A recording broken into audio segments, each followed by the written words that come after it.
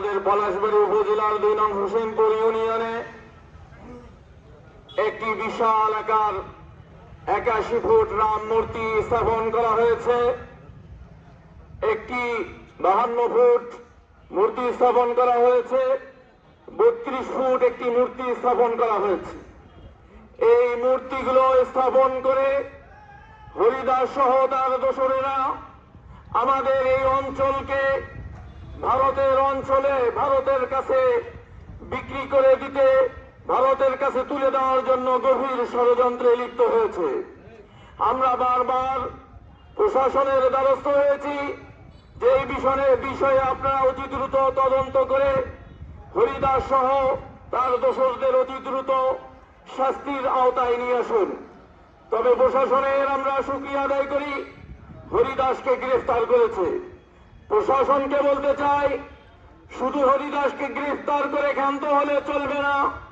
জনগণ কখনোই তাদের আন্দোলন থেকে পিছপা কখনোই হবে না যতক্ষণ পর্যন্ত হরিদাস সহ তার দোসরদের দৃষ্টান্তমূলক শাস্তির ব্যবস্থা না করা হবে।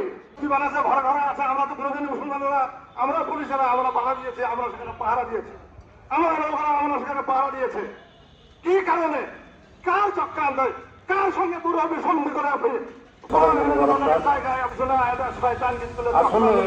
তাকে মুসলমানেরা তাদের রক্ত আছে কিনা, পুলিশ চেতনা আছে কিনা, এই জন্য এরা এই সমস্ত ব্যবহার করে। খ্রিস্টান মুসলমান আমরা সবাই শান্তিপূর্ণভাবে বসবাস করে আসতেছি।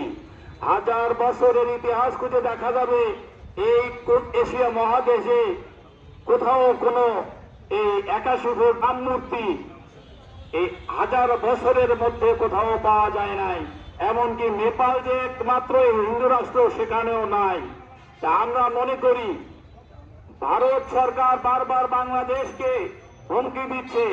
আমরা মনে হয় তাদের একটা অঙ্গরাজ্য, আমরা স্বাধীন দেশ, তাই আমরা এদেশের সমস্ত নাগরিক, দেশবাসী, দেশপ্রেমীকে উদ্বুদ্ধ হয়ে আমরা জানাতে চাই, তোমরা যে এই হরিদাসের মাধ্যমে গভীর ষড়যন্ত্রে লিপ্ত হয়েছে, আমরা এটা বুঝতে পেরেছি।